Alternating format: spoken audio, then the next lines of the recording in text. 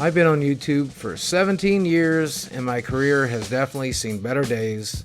And every time I post a tweet or a video or a short, people are there to remind me that I definitely fell off. And I would like to talk to you today a little bit about how I got here, what happened, and how I feel about it. Because I think it's interesting and I think people deserve to know.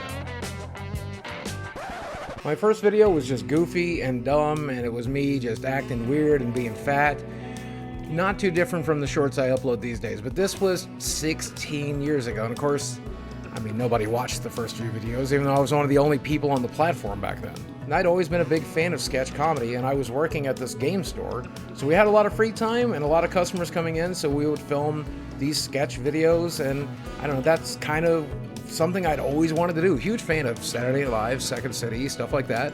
I wanted to do this kind of thing. And I kept playing around with that formula, and eventually I got it right with the Francis character and got my very first viral, and it pushed me over, wow, huge numbers, like 500,000 views and 10,000 subscribers. I mean, those numbers were unheard of back in the day, but I managed to pull it off. And for some reason, people kept watching as I continued to experiment with that. I took those subs and those subscribers and that energy, and I started making more sketches with my friends, and I started making sketches with my wife, who was an integral part of all of the Francis team. I mean, she helped write and clean up and act in the sketches, and I rode that momentum for, good Lord, nearly a decade. Back in 2018, I got divorced, and me and my ex-wife separated as a comedy team, and as well as my husband and wife, and we made our very, very last video together called Francis Gets Abandoned by His Sister.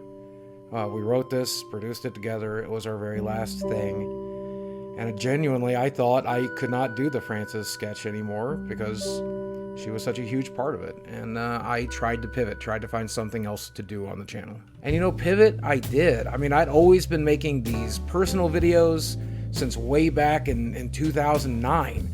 Talking about life and the universe and eating in front of the camera and just sitting down and bullshitting with you, kind of the way I am now. And people didn't watch them as much as they did the comedy sketches, but they did seem to enjoy them.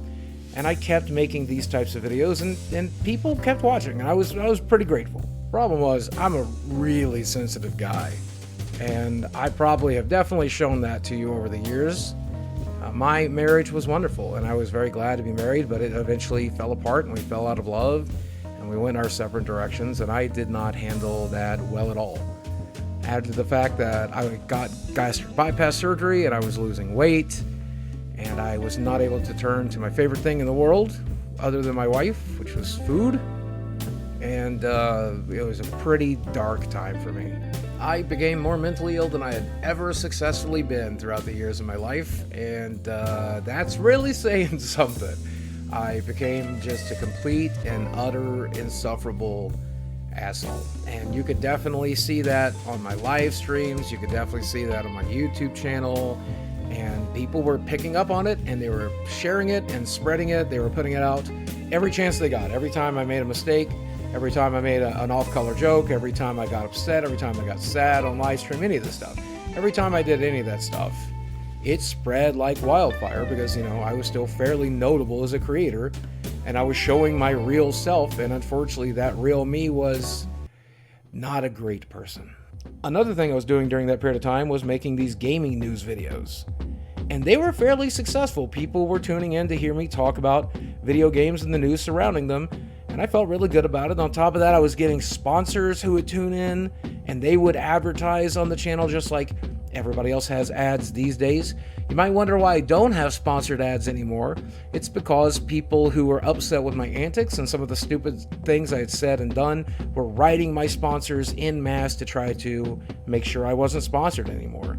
And when they were finally successful and I got dropped by most of my sponsors, I decided I'm done with the gaming news series. I had this very negative association with it, the same way I had a negative association with the Francis character, and I just couldn't enjoy doing it anymore, so I left it to the other experts in the field.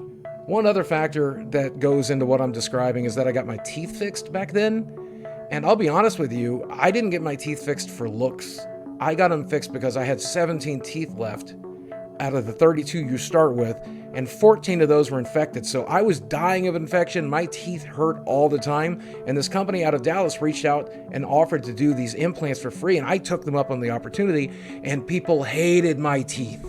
The people who are already being critical of me for being such an asshole started being critical about my looks as well, and I got it worse for the new teeth than I ever did for being fat. I never really understood it. I mean, don't get me wrong. I looked in the mirror and I knew those teeth were a little too big for my face. I didn't like them very much either. I was just glad to be out of pain. Over the years, I've gotten a little more used to the new teeth, and I kind of like the way they look now. But at the time, I understand why people were so frustrated and irritated by it. And all of these factors were just like a perfect storm for me. You had the divorce, you had the declining views, you had the extreme criticism that the internet was offering, you had the fact that I had bypass surgery, and all of this just made it really difficult for me to handle my shit. And I did not handle it well. In 2019, I decided I was done with YouTube, I was done with the world, and I was going to shuffle the hell out of here. On my birthday of July 24th, 2019, I was going to do a live stream, give my money to charity, and then afterwards exit off this mortal coil. In the end, I chickened out and decided to stick it out and did everything I could to just keep my mind together. Don't think I did very well. While live streaming towards the end of 2019, I said that the people who had spent the last 3 or 4 years harassing me and attacking me and writing my sponsors and making me feel like shit every day, I felt that those people were worse than, the worst people in history. I think you know who I'm talking about here. I said that they were worse than Nazis. Which in retrospect, I think was meant to be hyperbolic, but you can't say that type of thing.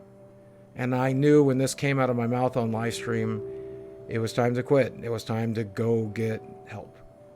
Because I desperately needed it. If you go back and look at Christmas of 2019, I barely uploaded any videos. I also quit live streaming, and anyone will tell you that time of year is the time of year that YouTubers need to live stream. We need to make our videos because that's when the advertisements are the highest, but I had to take a break because if I had not taken that break, I don't know what would have happened. And that break extended into 2020. And I think you all remember what happened in the early of 2020. Things just kind of went to shit. So I thought that was the perfect opportunity to continue to climb into therapy and try to get better. During 2020, there was a huge gold rush that everyone was taking advantage of. Streamers were streaming for 12 hours a day. Content creators who could travel went where they could. The rest of us filmed in our homes, and everybody that was stuck at home watched this stuff. And I did not participate in it. I didn't live stream except maybe once a month or every couple of months. I made like one video a week, and it was always just a personal rambling video. I was focused on my therapy, and I was focused on getting better, and I did not take advantage of that time, and that's probably one of my biggest regrets financially. But mentally, I'm really, really glad I did it because I came out of it on the other side a little bit better. Then towards the end of 2020, when I started feeling a little bit better, I had a pretty major setback, I think is the easiest way to put it. Somebody who had been harassing me online for quite some time decided to get on a plane in the middle of a pandemic and fly to my town and start harassing me here in my hometown. And I ended up on a podcast with him where I said some really terrible, terrible things. And when he came to my property the next day, I handled the situation very, very poorly. I would say if you ever needed proof that I am not mentally well, that's probably all the proof you'll ever need. But the courts don't care about that kind of thing. When you break the law, you've broken the law. So there's a real chance you're going to be in a lot of trouble. And I spent tens of thousands of dollars keeping my ass out of jail. As a result of all this trouble, my lawyer advised me to continue to lay low and try to lay even lower. Live stream less, post more videos, get out of the public eye so that we had a better chance of me not going to jail. And it took about a year for us to get a deal from the prosecutor, but we finally got it and we finally took it, and I was free to start posting again. And that's been about a year since then. So in March of 2022, I started making videos again, and I discovered I have no clue what the hell I'm doing. YouTube had completely changed. The market was ridiculously saturated. People's opinion of me was lower than it had ever been. Most people had forgotten I existed and they forgot to watch me altogether. And my new content just did not look like current YouTube. There were so many other people to watch and they were doing such a better job of it. I spent the last year trying to figure it out. And I'm sitting here now in 2023 telling you I'm still no closer to figuring it out now than I was back then. I have made some Francis sketches, but honestly, the people that watched that growing up just don't care to watch it anymore, and I don't really look the part as much as I used to. And these sketches are still really fun to make for nostalgic reasons, but they're never going to get the views that they used to.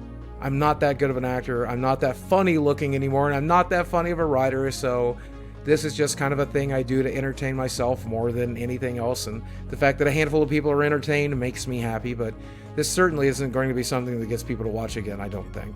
I do still like posting my life updates and talking about myself and situations that I've been in, telling stories and stuff along that lines, but because people think so weirdly about me, they have so many just opinions that aren't close to my reality, a lot of the stuff comes across as disingenuous or fake. People think I'm a liar or a monster or a wife beater or just a manipulator, whatever it is, and when they watch these videos, they just, I don't know, they have a very negative response to it. If you want proof of that, check this comment section and you'll see a lot of those people telling me how wrong I am about my own life and my own life story, and that's just weird to me, but it's proof that this is not going to be something that people are going to watch much of either. I do still like talking about video games, and I do like talking about current events. I do like doing commentary, but there's so many people doing that already, and they do it better than me. I'm not sure that that's something that people want to watch either. I'm probably going to keep making these videos anyway, because I like making them. They're fun for me, they're creative for me, I enjoy them. So all of these videos, the Francis sketches, the personal stuff, the commentary, even if people aren't watching them, I'm going to make them because it gives me something to do and it passes the time, and I enjoy doing it, by God. I have a few other projects in the work. There's an advice series that I want to work on. There's a podcast that I want to do. And there's a few other things I have that may or may not catch people's attention. But the truth of the matter is, there is nothing that could ever bring back an audience the size that I used to have. I don't think there is. I'm past my prime. I'm not that talented. I'm not that good looking. I'm not that relatable. And there's plenty of people doing this job infinitely better than I ever did, much less than I could do today. Now, that doesn't mean I'm going to stop trying. It just means the odds are stacked against me, and that's okay. The odds are stacked against everyone if you haven't been paying attention. Only a few of us ever get lucky. But that doesn't mean we stop trying, and I don't plan to stop trying anytime soon. I mean, we all try. And for one very brief moment, I managed to get lucky, and I will hope that I'll get lucky again. And if not, I'll die trying. I think that's the best we can all do, is go to our grave clawing at our dreams and hoping to catch one in our hands before we go. And I will say it's weird being on this platform at, 48 years old, still making content after 17 years, hoping that people watch, hoping that people care, knowing that there's people younger and more talented and better looking that can easily do this job. They are doing this job, and they're doing it better than I ever could, and it's just, hell, I'm just glad to be part of the game. I know I'm not going to win. I know I'm not even going to finish in the top 50%, but the fact that I get to play the game at all, it's great. It's great. For those of you who are still watching, thank you. I'm so glad to have you here. And for those of you who are no longer watching, I get it. I went through a phase where my content was bad and boring. I went through a phase where I was making no content. I also went through a phase where I was a complete and utter asshole. And for all of those reasons, well, I think if I was in your position, I would have found another creator to watch instead as well. So I get it. I was once in the major leagues, and now I'm back in the minors, and who knows? Very soon after, I'll probably just be playing in my backyard again. But you know what? I'm just glad that I still get to play the game. So thank you for watching. I love you very much, and I will speak with you again soon. Oh, you need to go outside? Let's go outside.